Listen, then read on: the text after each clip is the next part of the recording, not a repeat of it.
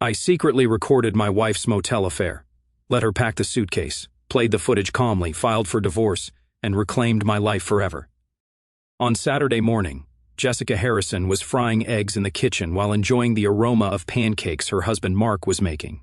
Their home in a small residential neighborhood in suburban Connecticut wasn't luxurious, but it was a warm space filled with love. "Mom, what time are we going to Grandma's house today?" 8-year-old Ryan came running down the stairs. Still in his pajamas, he smoothed down his tousled blonde hair and looked up at his mother with bright blue eyes. "After we have lunch, but you need to finish your homework first." Jessica gently stroked her son's head. "I already finished it. I did it last night." Ryan puffed out his chest proudly. Mark laughed as he served pancakes on plates. "That's my boy. You're responsible and admirable." Jessica worked as a loan officer at the local bank. She had been married to Mark, an engineer, for 10 years. Both led busy lives, but they cherished their time with their son. The monthly family dinner at her parents' house was an essential event for them. "Dylan's coming too, right?" Ryan asked while pouring maple syrup. Of course he should be coming with Aunt Kate. Dylan was the son of Jessica's sister Kate, who had just turned 12. Ryan loved playing with Dylan. Being larger and stronger, Dylan sometimes became a leader figure among the younger children. "I'm bringing a new game today. I want to play it with Dylan." Ryan had a gentle nature and often looked after younger children at school. His teacher praised him as a very caring child. Watching such a son made Jessica feel truly proud. At 2 o'clock in the afternoon, the Harrison family arrived at her mother's house. It was an old 2-story house surrounded by a white fence in a residential area about 30 minutes by car from New Haven. "Ryan, come to Grandma." Barbara hugged her grandson at the front door. Beside her, Robert was reading a newspaper. Her father was a quiet, gentle man. "Hi, Dad." "Mom," Jessica greeted her parents. "Hasn't Kate arrived yet?" Mark asked. "She should be here soon." "She's waiting for Dylan to get back from soccer practice," Barbara answered. 30 minutes later, Kate arrived with Dylan. Kate had married 3 years ago and was dedicating herself to raising children as a stay-at-home mom. "It's been so long," Kate greeted cheerfully. "Hello, Dylan," Jessica called out to her nephew. Dylan had a mild developmental disability, but attended regular school. Sometimes he had difficulty controlling his emotions, but he was basically an honest child. However, he was larger than children his age and physically stronger. "Ryan, let's play together," Dylan called out. "Yeah, I brought a new game," Ryan answered happily. While helping with dinner preparation, Jessica watched the family gathering. Her parents doted on their grandchildren, and her husband Mark and Kate's husband got along well. These peaceful times were most precious to her. "Mom, can Dylan and I play in the yard?" Ryan asked. "Of course, but don't come back too late." Barbara smiled as she watched the grandchildren's retreating figures. They really get along well. At that moment, Jessica felt this peaceful daily life would continue forever. The family bond was strong, with relationships where they cared for each other. When summer vacation began, Ryan and Dylan spent more time together. Barbara enjoyed taking care of her grandchildren. With her experience as a former teacher, she was accustomed to looking after children. "Grandma, can I play with Dylan again today?" Ryan asked while eating cereal for breakfast. "Of course. Play together until Kate comes to pick him up this afternoon." Barbara stroked her grandson's head. Dylan had a good build and was noticeably larger than children his age. Ryan, on the other hand, had a small build appropriate for his age, and when standing next to his cousin, the difference was obvious. "Ryan, what should we play today?" Dylan came into the living room. "Let's build a base with Legos. I want to continue what we started yesterday." Ryan's eyes lit up. However, Dylan was already showing interest in something else. "I'm bored with Legos. Let's play soccer outside." "But I like Legos," Ryan protested softly. "Soccer is more fun. Boys should play sports," Dylan said in a decisive tone. Ryan looked a bit troubled, but eventually gave in to his cousin's opinion. Going out to the yard, Dylan kicked the soccer ball forcefully. Ryan tried desperately to keep up, but the difference in physical strength was obvious. "Run faster," Dylan said in an irritated voice. "I'm trying," Ryan answered breathlessly. After 30 minutes, Ryan was exhausted. "Can we take a break? You're tired already." "You're so weak," Dylan said in a contemptuous tone. Barbara looked into the yard and called out, "Boys, I made cold lemonade, so come in and drink some." While drinking in the kitchen, Dylan suddenly threw a tantrum. He put his glass down hard and complained, "This lemonade is too sweet." Dylan, you shouldn't talk like that, Barbara lightly scolded. But it's true, Dylan answered defiantly. Barbara forced a smile. Getting emotional is a sign of growing up. At that moment, Ryan switched his glass with Dylan's. Let's trade. Mine is less sweet. Dylan took Ryan's glass without saying anything. There were no words of thanks. In the afternoon, Kate came to pick up her son. Dylan, did you have fun? It was okay, Dylan answered curtly. I'm glad you played well with Ryan, Kate smiled with satisfaction. In the evening, when Jessica came to pick up her son, Ryan looked a bit tired. How was today? It was fun. Dylan and I played soccer. Ryan forced a smile. However, Jessica sensed slight fatigue in her son's expression. You look tired. I'm fine. Dylan is good at soccer, so I want to get good too.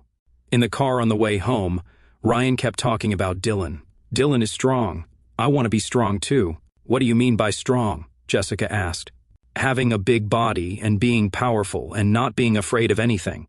Jessica became a bit worried, but kindness is important too. You're a kind child, so Mom is proud of you. But if you're not strong, people will make fun of you, Ryan murmured. That weekend, the whole family decided to go to the beach. In the large van driven by Robert, 3 generations of family piled in. It's been years since we all went to the beach together, Barbara said happily. It'll be good memories for the children, Kate agreed. When they arrived at the beach, Dylan ran straight toward the waves. Ryan, hurry up! Ryan approached the waves cautiously. He wasn't very good at swimming. You don't have to be scared, Jessica encouraged her son. However, Dylan couldn't wait. Let's go further out. I'm fine here, Ryan answered. That's boring, Dylan said, dissatisfied. The adults were relaxing in the shade. While Mark and Kate's husband talked about work, Barbara and Robert watched their grandchildren. Dylan is so active, isn't he? Barbara said. Sometimes I worry a bit, but he's a boy, so it can't be helped, Kate answered. When lunchtime came, everyone gathered at the picnic table. Dylan wasn't satisfied with just his portion and reached for Ryan's sandwich too. Do you want to eat mine too? Ryan asked kindly. I'm hungry, Dylan answered as if it were natural. Ryan split his portion in half and gave it to his cousin. Jessica watched this scene, but the other family members didn't seem to mind. In the afternoon, they decided to build sand castles. Ryan began carefully making a small castle. Such a tiny thing is boring, Dylan said. But it's pretty, isn't it? Ryan answered proudly. However, Dylan suddenly trampled Ryan's castle with his foot. Something like this breaks easily. Tears welled up in Ryan's eyes, but he didn't cry out. Dylan, that's not nice, Mark lightly scolded. I was just playing. Dylan showed no remorse. Boys' play is rough. Barbara defended him. In the car on the way home, Ryan was quiet. Jessica became worried and spoke to him. Did you have fun? Yes, Ryan answered quietly. Is it fun playing with Dylan? It's fun. Dylan can do everything better than me, so being with him is educational. Jessica felt conflicted about her son's answer. Certainly, cousins playing together was a good thing, but something bothered her. However, since the whole family seemed to be spending time peacefully, she didn't think deeply about it. That night, while putting Ryan to bed, Jessica asked her son, if anything bad happens, will you tell Mom? Why? I just want you to feel you can talk to me about anything. I'm fine, Mom. I want to be strong, so I need to learn to endure things.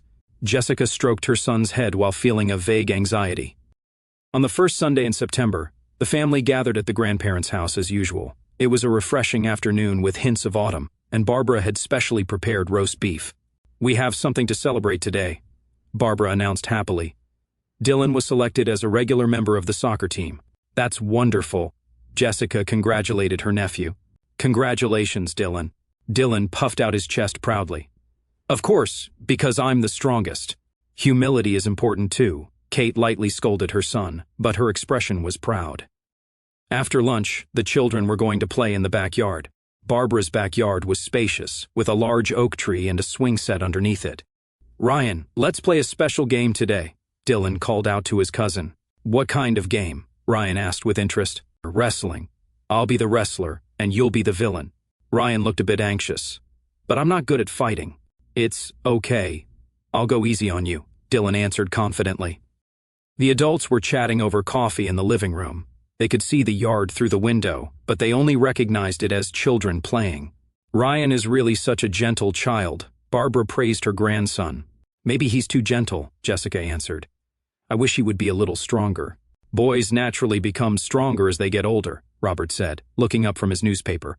At that moment, Dylan was ordering Ryan in the yard, "Fight like a villain." "I don't like fighting," Ryan protested quietly. "You're such a weakling." "Men should fight," Dylan's voice contained irritation. But what?" Dylan suddenly exploded emotionally. It was the moment when his difficulty with emotional control due to his developmental disability surfaced. "I didn't do anything wrong," Ryan answered tearfully. "Nothing wrong? You're wrong for being weak." Dylan pushed Ryan's chest hard with both hands. The 8-year-old boy staggered backward and fell at the base of the oak tree. "It hurts," Ryan groaned. "Get up. The game isn't over yet." Dylan showed no mercy. When Ryan tried to get up, Dylan pushed him down again, this time with more force. Ryan's back hit the ground violently. "Stop it." Ryan began to cry. However, Dylan's anger didn't subside. He straddled his cousin and raised his fist. "Don't cry. You're a boy." His fist came down on Ryan's side. The strength of a 12-year-old boy was far too much for an 8-year-old body. Ryan's scream echoed through the autumn sky. It was a desperate cry like nothing they'd ever heard before. All the adults in the living room stood up at once. What was that sound? Jessica rushed to the window. Looking at the yard, she saw Ryan lying on the ground, holding his side and crying. Dylan was standing a little distance away. "Ryan!" Jessica flew out the back door into the yard. She knelt beside her son and tried to lift him up, but Ryan couldn't move his body due to the pain. "What happened? What's wrong, Dylan?" "We were just playing," Dylan interrupted. Ryan fell down. Jessica carefully examined her son's body. His side was abnormally swollen, clearly not in a normal state. When she lifted his shirt, a blue-black bruise was already beginning to form. "I need to call an ambulance." Jessica took out her smartphone. At that moment, Barbara came out into the yard. "What's wrong?" "Ryan is injured. He might have broken ribs." Just as Jessica was about to dial 911, her mother snatched the smartphone from her hand. "Wait a minute. Mom, what are you doing? My son is hurt." "It's just boys fighting." Barbara's voice was calm. "An ambulance is overdramatic. Are you going to ruin your precious grandson's future?" Jessica couldn't believe her mother's words. "Future? What are you talking about? Ryan is suffering." "I'm talking about Dylan. If the police come, this might be recorded as a violent incident. It would stain that child's future." At that moment, Robert and Mark also came out to the yard. Jessica sought help from her husband. "Mark, get the car. We need to take him to the hospital immediately." However, Robert just glanced at Ryan and said, "You're always so dramatic, calling an ambulance over a little pain." Her father didn't even look at his grandson with concern. It was as if Ryan's pain was trivial. "Dad, you're his grandfather too, aren't you?" Jessica's voice trembled. "Of course I am. That's exactly why I'm telling you to stay calm." When Kate appeared in the yard, there was a triumphant smile on her face. "Ryan will be fine.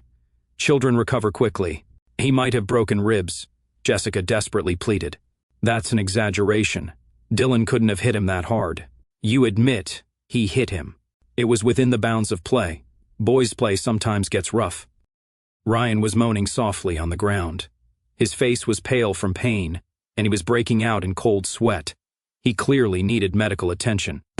Jessica was appalled by her family's reaction. They were more concerned about Dylan's future as the perpetrator than her son's pain. They were ignoring the suffering of their blood-related grandson and trying to dismiss the violence as boys' play. "Please return my phone," Jessica said calmly. "Jessica, calm down," Barbara said in a soothing tone. "Please return it right now. You're being too emotional as a mother." At that moment, Mark finally understood the situation. He tried to get the smartphone back from his mother-in-law, but Barbara stubbornly refused to give it up.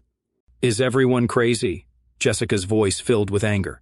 "An 8-year-old child is injured, and no one is trying to help." "Help? What help?" Kate argued back. "Turning Dylan over to the police is helping." Jessica took a deep breath. She understood that her family had completely turned against her. However, she was prepared to fight her family to protect her son.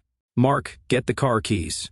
"But Jessica—" Right now, Jessica carefully lifted Ryan, who was in pain. She could feel her son's small body trembling. "It's okay, Ryan. Mommy will protect you."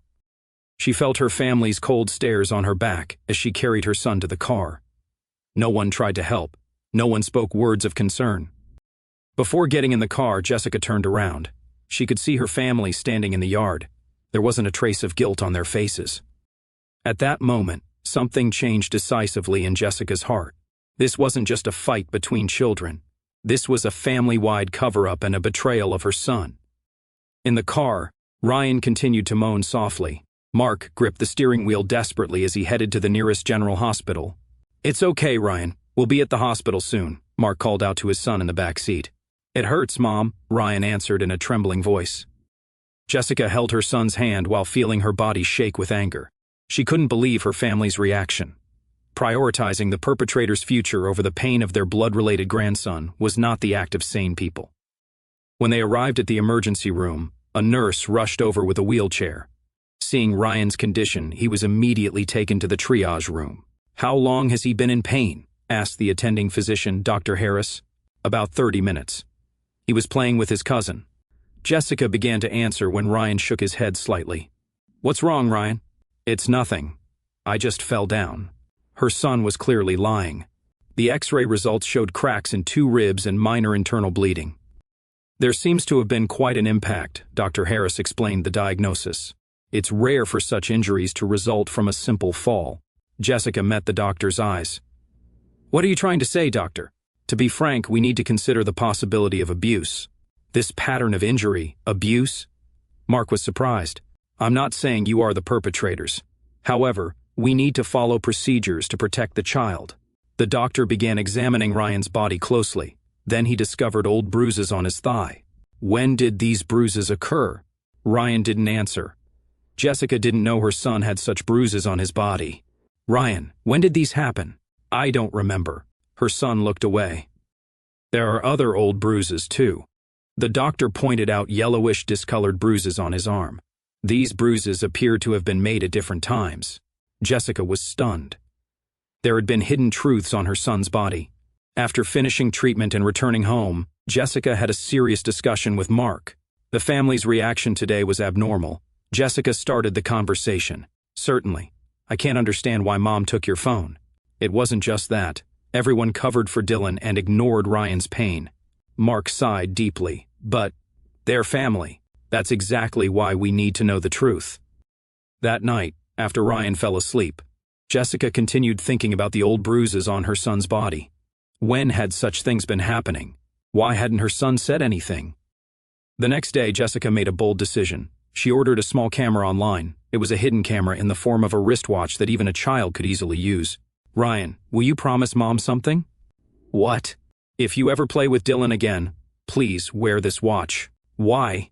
"So Mom can protect you. If anything bad happens, run away immediately." Ryan looked anxious.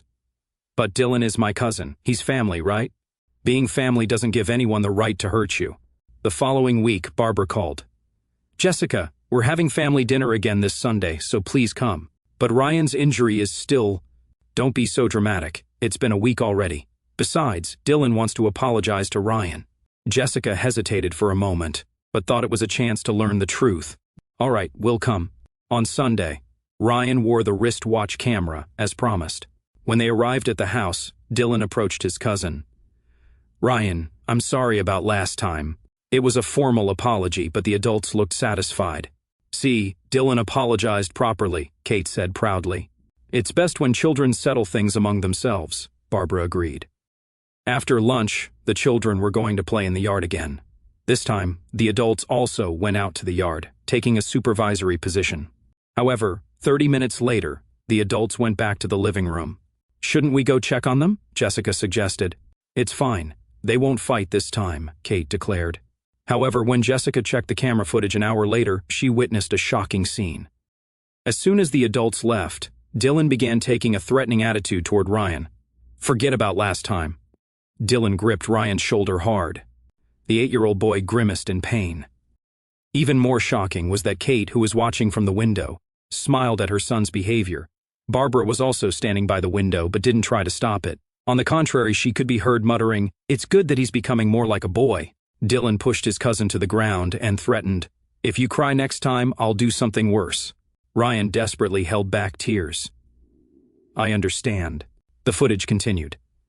Dylan twisted Ryan's arm and commanded, "You just need to do what I say." When Ryan whispered, "It hurts," Dylan twisted his arm even harder. "Don't say it hurts. You're a boy." At that moment, Robert was also looking through the window. However, he did nothing and went back to his newspaper.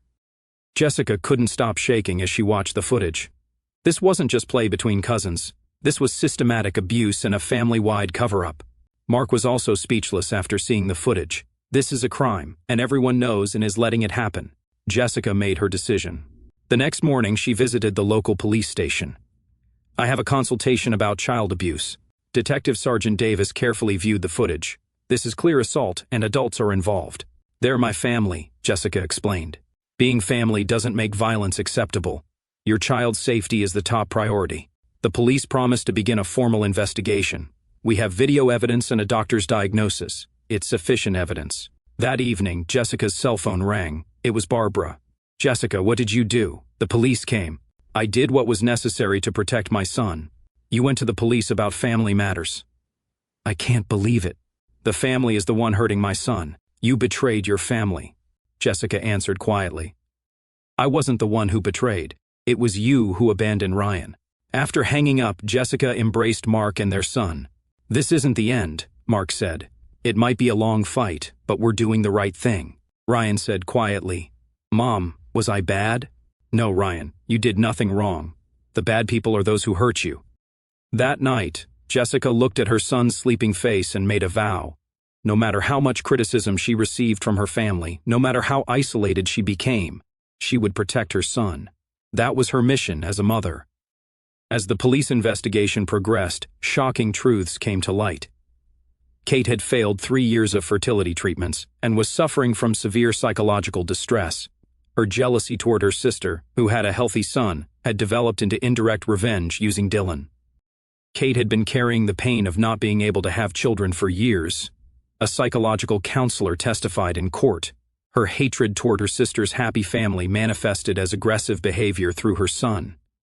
Barbara and Robert, sympathizing too much with their daughter's suffering, had turned a blind eye to Dylan's violent behavior. For the reason that Kate has suffered enough already, they continued to justify their grandson's violence as boyishness. 6 months later, the court handed down its verdict. Kate was found guilty of aiding child abuse and received 2 years of probation. Dylan was to receive counseling at a specialized treatment facility. "Mom protected me, didn't she?" Ryan said after counseling at the hospital. "Of course. Protecting you is Mom's job." Jessica hugged her son. Ryan's emotional wounds were deep, but he gradually recovered with support from specialists. There were nights when he suffered from nightmares, but surrounded by family love, he regained his smile. She became completely estranged from Barbara and Robert. When she was severely criticized for selling out the family to the police, Jessica answered quietly, "I protected my son." A year later, the Harrison family moved to Portland, Oregon. Mark changed jobs, and they decided to make a fresh start in a new place. "How's the new school?" Jessica asked her son. "I made friends. Everyone is kind." Ryan had regained his former brightness. In the yard of their new home, Ryan played peacefully with neighborhood children. He was building real friendships without violence. "Do you think it was good that you went to the police then?" Mark asked his wife. "Of course. I was able to protect my son." Jessica looked at her son playing in the yard and thought, a real family isn't built on blood relations alone. What makes a family bond is caring for each other, protecting the weak, and having the courage to uphold justice. No matter what circumstances the perpetrator might have, violence can never be justified. Overlooking violence for reasons like because we're family, because he's a boy, or because it's pitiful is a betrayal of the victim. A letter from Dylan arrived 6 months after the move. The letter from the treatment facility contained brief words of apology. "Ryan, I was wrong. I'm sorry for hurting you." Ryan read the letter with a complex expression. "Are you going to write back?" Jessica asked. "Not now, but if Dylan really changes someday, I want to forgive him." Jessica felt growth in her son's words. Even after being hurt, he had acquired the strength to continue having hope without being imprisoned by hatred. That night, while putting Ryan to bed, Jessica quietly made a vow. No matter what difficulties arose, she would continue to protect her son. That was the right path as a mother and as a human being. The family back in her distant hometown might still call her a traitor, but Jessica had no regrets. Her son's smile was proof that her choice had been correct. The family's life that began in their new land was bound together by bonds based on true love and justice, not merely relying on blood relations. And those bonds were what real family should be. Looking back on that fateful September afternoon, as I watch Ryan laugh and play in our sunny yard in Portland, I'm overwhelmed by a complex mix of emotions that still catch me off guard sometimes. There's profound gratitude, first and foremost, for my son's resilience, for the way he's healed, for the bright, gentle boy he's become again. Seeing him make true friends, ones who treat him with kindness and respect, fills my heart with a joy I can't quite put into words. He's proof that love and safety can mend even the deepest wounds. Every time he smiles without fear, I feel like I've won the most important battle of my life. But there's also lingering pain, a quiet ache that surfaces on harder days. I mourn the family I thought I had. My parents, my sister, they were supposed to be the people who protected us, who cherished Ryan as much as I do. Instead, they chose to shield violence, to excuse cruelty because it came from the stronger child, because Kate was suffering, because boys will be boys. Discovering that my own mother would snatch away my phone while my son lay injured on the ground, more worried about Dylan's future than Ryan's present suffering, it shattered something fundamental in me. I felt betrayed on the deepest level, not just as a mother, but as a daughter. The realization that blood ties meant nothing when weighed against their distorted sense of loyalty still stings. Anger comes too, though it's softened with time. I'm angry at Kate for channeling her pain into harming my child, at my parents for enabling it, at the whole family dynamic that dismissed Ryan's gentleness as weakness. I'm furious that they forced me to become the traitor for doing the only right thing, protecting my son. Reporting them to the police felt like tearing apart my own history, but I'd do it again in a heartbeat. No regret there, only righteous resolve. There's guilt as well, on quieter nights. Did I miss the signs earlier? Could I have shielded Ryan sooner? I replay those beach days, the lemonade moments, the sandcastle he built so carefully only to watch it destroyed. I wish I'd trusted my instincts more fiercely from the start. Yet I know I acted when it mattered most, and that has to be enough. Above all, there's pride, an immense, fierce pride in Ryan's courage and in my own. He endured so much yet never lost his kindness, and I found strength I didn't know I had, to stand alone against my entire family, to uproot our lives, to build something new and healthy. Moving here, cutting ties, starting over, it was terrifying, but it gave us freedom. Real family, I've learned, isn't about blood or tradition, it's about who shows up, who protects, who loves without condition. Mark and I have become that for Ryan, and he for us. Today, as Christmas approaches, I feel hopeful. Ryan's excitement for the holidays, his trust in the world again, it heals me too. I've lost a family, but I've gained the truest one, the three of us, bound by love, justice, and unbreakable trust. And that, more than anything, feels like peace.